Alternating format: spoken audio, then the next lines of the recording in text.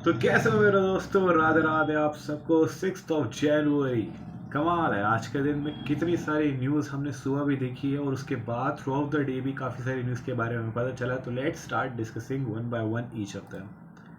तो सबसे पहले हम बात करेंगे जिस न्यूज़ के बारे में, that is world's first traditional medicine centre WHO के सपोर्ट के साथ, जो कि ओपन किया जाने वाला है जामनगर गुजरात में, जिसका नाम होने वाला है global traditional centre, global medicine traditional centre. So basically WHO का इसमें सपोर्ट है, इस वजह से एक इंपॉर्टेंट न्यूज़ बन जाती है। और WHO के साथ साथ ये आयुष मिनिस्ट्री का भी इसमें बहुत ज़्यादा इंपॉर्टेंस है, क्योंकि ट्रेडिशनल मेडिसिन की यहाँ पे बात हो रही है। Coming to the second news, DMRC जो है, दिल्ली मेट्रो रेलवे कॉर्पोरेशन, इसकी इंटरनेशनल कोलेबोरेशंस भी है, तो उसके बारे में भी डिस्कस करेंगे, क्योंकि हमने कल डिस्कस करा था कि 1000 किलोमीटर्स का हमारा जो है इंडिया के जो मेट्रो का रेल ट्रैक की जो लेंथ है वो 1000 किलोमीटर टच हो चुकी है, which is world's third largest, only after US and China. तो इसके अलावा जो दिल्ली मेट्रो रेलवे कॉरपोरेशन है, वो सिर्फ इंडिया में ही नहीं बट हमारे इंटरनेशनली भी काफ़ी सारे कंट्रीज़ को प्रभावित भी कर रही है, और उनके साथ हम काम भी बहुत जल्दी करने वाले हैं। तो उनमें से जो कुछ कंट्रीज़ है वो है बांग्लादेश, और हमारे जकार्ता के साथ कंसल्टेंसी की बातचीत चल रही है। इसके अलावा Israel, Saudi Arabia, Kenya and El Salvador के साथ भी हमें पार्टनरशिप फ्यूचर में होते हुए दिख रही है। एंड अपार्ट फ्रॉम दैट हम कनाडा और ऑस्ट्रेलिया को एक्सपोर्ट भी कर रहे हैं। So coming to the next news, CSIR ने इंडिजीनियसली डेवलप करा है पैरासीटामोल। यस, तो ये अपने आप में एक इंपॉर्टेंट न्यूज़ आ जाती है, क्योंकि पैरासीटामोल हमें, हमारे पास एक चीज़ अवेलेबल थी, बट उसको इंडिजीनियसली डेवलप करना, और we know how to develop good quality अफोर्डेबली।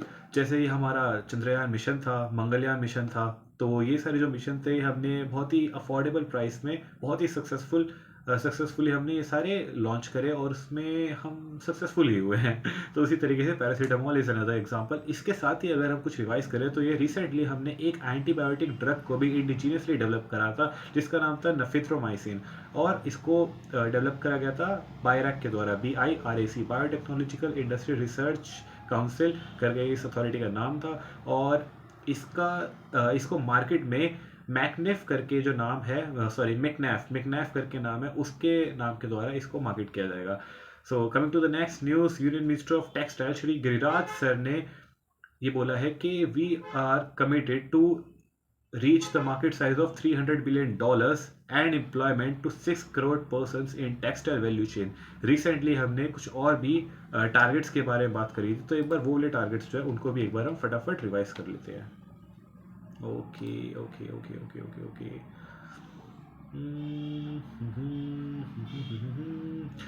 Total exports जो हमें करना है वो 2030 तक करना है $2 ट्रिलियन के। अपार्ट फ्रॉम दैट टेक्सटाइल के एक्सपोर्ट की हमने बात कर ली, $100 बिलियन तो हमें 2030 तक ही अचीव कर लेना है। इसके अलावा डिफेंस एक्सपोर्ट्स की बात करी जाए तो 50,000 करोड़ रुपीस का जो हमें टारगेट है वो अचीव करना है 2029 में। कूल। अब हम वापस से चलेंगे आज की न्यूज़ के बारे में। अब हमें क्या करना है, सशक्त बेटी एंड ई दृष्टि प्रोजेक्ट्स के बारे में हमें बात करनी है। These were launch by education minister to distribute laptops and tablets to orphan children, single parent women and visually impaired students. तो इनके लिए जो स्कीम है वो है सशक्त बेटी एंड ई दृष्टि प्रोजेक्ट्स। नेक्स्ट न्यूज़ के बारे में बात करेंगे तो Maharashtra government launched new initiative collective reading to promote a culture of reading among students. तो डायरेक्ट क्वेश्चन आ सकता है, महाराष्ट्र गवर्नमेंट ने ये इनिशिएटिव शुरू करा है। कलेक्टिव रीडिंग बेसिकली जितने भी लोग हैं वो सारे आपस में, अगर एक रूम के अंदर उनको बोला जाए कि आपको शांत रखकर पढ़ना है, तो कई बार क्या होता है ना कि आप अगर मन मार के भी कोई चीज़ शुरू करते हो तो ग्रेजुअली आपको उसके अंदर इंटरेस्ट आने लग जाता है, बिकॉज जब स्टोरी पढ़ते हो।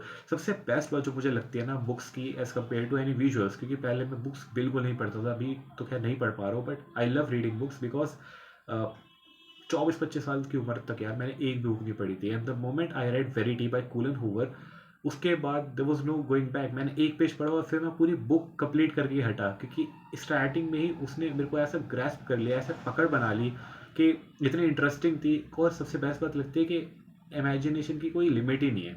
आप विजुअली कुछ देख रहे हो तो आपको जो दिख रहा है, you are just taking whatever is given to you, but वहाँ पर कोई लिमिट ही नहीं होती है इमेजिनेशन की, आप कुछ भी इमेजिन कर सकते हैं। That is just so beautiful, that's the best part about books. तो अगर ये एक अपॉर्चुनिटी मिल जाती है, कभी कभी अपॉर्चुनिटी ज़बरदस्ती कोई चीज़ आपको कोई करवाता है तो आपको मज़ा बड़ा आने लगता है। तो फिर वो एक कलेक्टिव रीडिंग की जब रीडिंग के थ्रू, कलेक्टिव रीडिंग के थ्रू जब आप रीडिंग की हैबिट डेवलप करोगे, तो रीडिंग की हैबिट तो डेफिनेटली आपको डेवलप करती है ऑन मैनी स्केल्स। नेक्स्ट हम बात करेंगे the government notified amendments in foreign trade policy 2023। ये जो पॉलिसी है उसमें कुछ अमेंडमेंट्स है, क्या क्या है उसके बारे में देखते हैं। To bring legal backing to the FTP for consultation with stakeholders to seek views, suggestions, comments और feedback from relevant stakeholders to encourage the participation of all stakeholders in decision making process. Foreign trade policy की कभी भी अगर कोई भी policy की अगर बात करते हैं तो it's really important to know the view point of the stakeholders. For example जैसे अभी बजट हमारा आने वाला है, तो उसके पहले Nirmala Sitharaman ma'am different industry से बात करी। फॉर एग्जांपल आज ही मैं देख रहा था कि एक न्यूज़ थी जिसमें जेके सीमेंट्स जो कंपनी है, सो जेके सीमेंट्स उसने बोला है बेसिकली कि जो जीएसटी है सीमेंट पे उसको 18% कर देना चाहिए। अभी शायद 28% है if I am not wrong. The government should reduce GST on cement to 18% from 28% and take some policy measures in the upcoming budget। तो ये जेके लक्ष्मी जो कंपनी है उन्होंने बोला है। तो सिमिलरली अभी रिसेंटली फार्मर्स के बारे में भी जब बात हो रही थी तो फार्मर्स से भी बहुत ज़्यादा बात करी थी निर्मला सीतारमन मैम, और वहाँ पे भी डिस्कशन आई थी कि पीएम किसान सम्मान निधि जो है उसमें भी 6 साल हो चुके हैं और सिर्फ 6,000 रुपये मिलता है, तो इसको डबल कर देना चाहिए, 12,000 कर देना चाहिए। इस तरीके से डिफरेंट इंडस्ट्री में काफ़ी सारी बातें हो रही हैं जिसके जो कि बहुत ज़रूरी है फीडबैक लेना, right, in order to implement some major policies.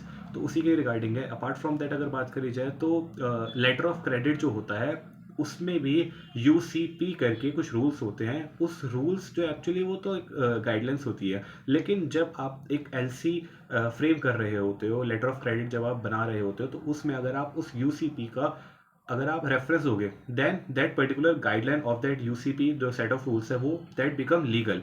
Similarly जब यहाँ पर सजेशंस आप दे रहे हो, सजेशंस के देने के थ्रू जब आप एफटीपी को रेफर करोगे तो दैट वुड बिकम लीगल, ठीक है, to bring legal backing to the FTP, that is why it is said so.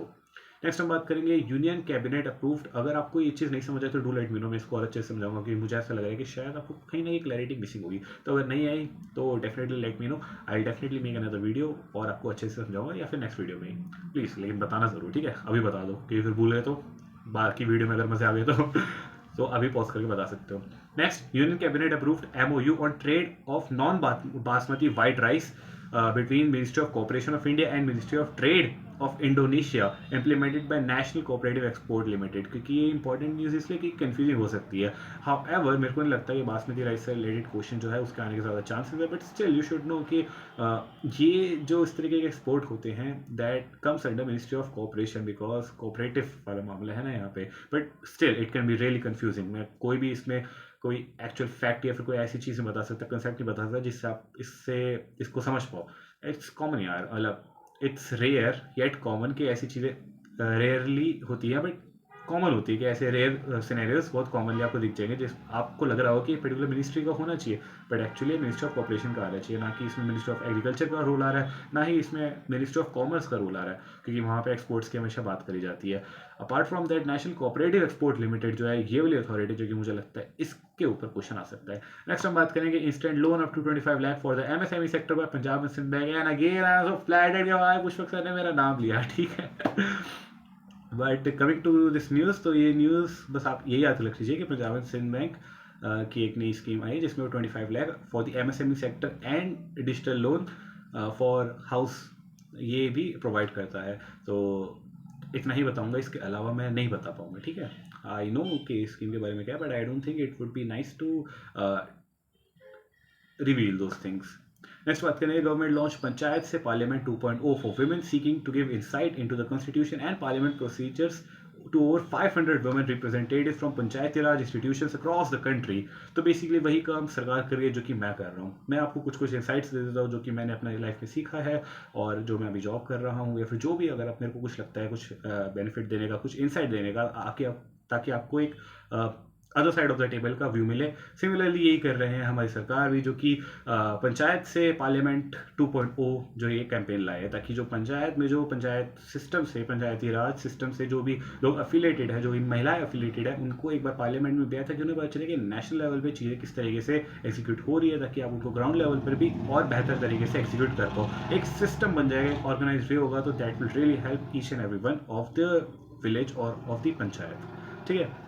Basically, this has been organized to commemorate the 150th birth anniversary of the travel icon Birsa Munda ji. Next बात करेंगे Tamil Nadu CM M K Stalin sir offers $1 million prize for decoding Indus Valley script. Script क्या होती है? लिपि होती है, जैसे हिंदी की देवनागरी हो गई और पंजाबी गुरुमुखी हो गई, उसी तरीके से तो हमारी इंडस वैली की जो स्क्रिप्ट थी, जो लिपि थी, बहुत अलग अलग डिज़ाइन सिंबल्स बने होते थे, so we are not able to comprehend their meaning. तो जो भी इसको पता लगाएगा उसको $1 million मिलेंगे। अपार्ट फ्रॉम दैट डेडिकेटेडली एक टीम रखी गई जिसको 2 करोड़ का ग्रांट भी मिला गया है।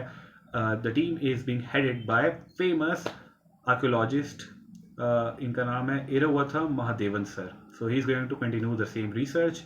And last news of today according मतलब एज पर 7 o'clock, ठीक है, तब तक के लिए न्यूज थी। इसके अलावा और भी न्यूज के बारे में बात करेंगे। पीएम प्रधानमंत्री Modi ji to participate in Paris AI summit to discuss defence deals of $10 billion।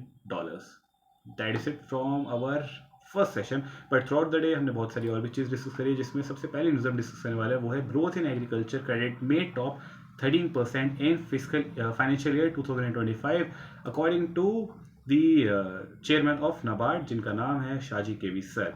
So let's see कि वो क्या बोलना चाहते हैं। तो उन्होंने बोला है कि अच्छा, उन्होंने ये तो बदल दिया कि एग्रीकल्चर में 13% से ग्रोथ हम देख रहे हैं। बेसिकली क्या है, लास्ट ईयर 20 कितने का इनका टारगेट था, let me just confirm, 20 trillion rupees का इनका टारगेट था कि $20 ट्रिलियन हम अचीव कर लेंगे। बट उन्होंने लास्ट ईयर भी 25 ट्रिलियन रुपीज़ उन्होंने अचीव करा था। रुपीज़ की बात हो रही है, शायद मैंने डॉलर बोलते पहले, रुपीज़ की बात हो रही है। और इस साल वो और भी ज़्यादा इंप्रूव करना चाहते हैं एंड दे आर सीकिंग, जो उनका टारगेट है वो है 27 से 28 trillion rupees in agriculture credit, क्योंकि NABARD is all about rural and agriculture development. तो इन ऑर्डर टू ग्रो, यहाँ पे जो बात करी जाएगी वो करी जाएगी क्रेडिट के बारे में। तो यहाँ पे 27 से 28 ट्रिलियन रुपीज़ के एग्रीकल्चर क्रेडिट की बात हो रही है। लेकिन ये वाली न्यूज़ का आर्टिकल का पॉइंट था शेयर करने का ये कि इसके थ्रू आपको 2-4 चीज़ें और भी पता चल जाएगी। फॉर एग्जांपल एग्री स्टैक के बारे में बात करेंगे। रिसेंटली आप जानते हैं कि पीआई पेमेंट ने एग्री स्टैक के बारे में बात करा गया था, और एग्री स्टैक में कई सारी चीज़ें उस टाइम क्लियर नहीं थी, अब और भी ज़्यादा क्लियर है। बेसिकली एग्री स्टैक के अंदर जो फ्रेमवर्क है उसके अंदर 3 लेयर्स की बात करी जाएगी। सबसे पहली बात करेगी तो फार्म लेयर। फार्म होता है लैंड, तो हमारे पास लैंड का रिकॉर्ड्स जो उसको डिजिटलाइजेशन करने की बात करी गई थी। सेकंड जो हमारे पास लेयर है that is the farmer layer. First कौन सी थी? Farm layer, now farmer layer.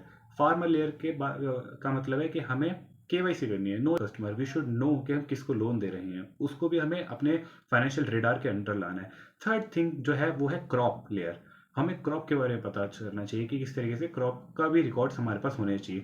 तो जब ये तीनों चीज़ें हो जाएंगी तो दैट इज बेसिकली हमारे पास एक स्टैक। स्टैक का मतलब क्या होता है ना, एक गुच्छा कह लो या ग्रुप कह लो, एक चीज़ को एकदम सिस्टमैटिकली उसका एक जोड़ा बना लेना। तो similarly that is the whole point of agri stack के तीनों चीज़ों को हमें कंबाइन रखना है ताकि वो चीज़ें साथ में रहें।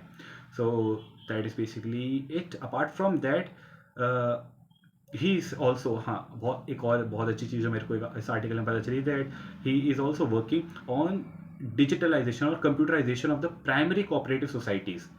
ये भी हमने इसके बारे में पता था, और इसके थ्रू हमें एक और चीज़ पता चलती है कि अभी हमारे पास 1 लाख कोऑपरेटिव सोसाइटीज़ हैं एंड इसमें से 67,000 मतलब 67% हम कंप्यूटराइज्ड करने वाले हैं इस फाइनेंशियल ईयर में ही। तो ये हमारा टारगेट है। और इसके अलावा एक जो इंपॉर्टेंट चीज़ थी इस आर्टिकल से हमें पता चली वो थी एज ऑफ जून 30, 2023 द किसान credit scheme has over 74 million active accounts. यहाँ पे पैसों की भी बात नहीं हो रही है, 74 मिलियन एक्टिव अकाउंट, मतलब 7.4 करोड़ एक्टिव अकाउंट्स थे हमारे पास केसीसी के अंदर, ठीक है। तो which is also great thing, जो कि हमें डेफिनेटली पता होनी चाहिए। जब हम पढ़ते रहते हैं तो ये 2-4 चीज़ें हमें रिवाइज होती रहेंगी, तो एक्चुअली हमारे दिमाग में एक आइडिया रहता है कि यार ये स्कीम कितने अच्छे से चल रही है, कितने अच्छे से एक्चुअली उसका नंबर क्या। For example if I ask you about the penetration of insurance in India, तो किसी को लग सकता है कि यार इंश्योरेंस का पेनिट्रेशन तो बहुत ज़्यादा अच्छा होगा, इतनी सारी स्कीम्स है, सुरक्षा बीमा योजना, जीवन ज्योति बीमा योजना है, एंड काफ़ी लोग करवाते होंगे। बट सिर्फ 3.7% के आसपास ही है हमारा insurance penetration all over India, जो कि कम हो चुका है। एक्चुअली होना था ज़्यादा बट हो चुका है कम।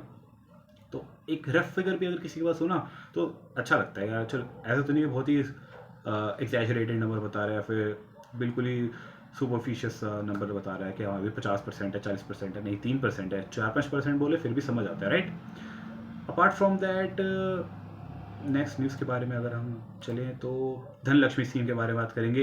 वंडरफुल स्कीम, मेरे को ऐसा लगता है ऐसी स्कीम होने का बहुत बहुत बहुत ज़्यादा फ़ायदा है और ऐसी स्कीम्स और भी होनी चाहिए। So basically Dhanalakshmi scheme was launch by ministry of women and child development and it was launch in the year 2008। तो बेसिकली ये जो था ये एक कंडीशनल कैश ट्रांसफ़र था। कंडीशनल कैश ट्रांसफ़र क्या था कि if you will fulfil the certain conditions then of course आपके पास कैश ट्रांसफ़र किया जाएगा।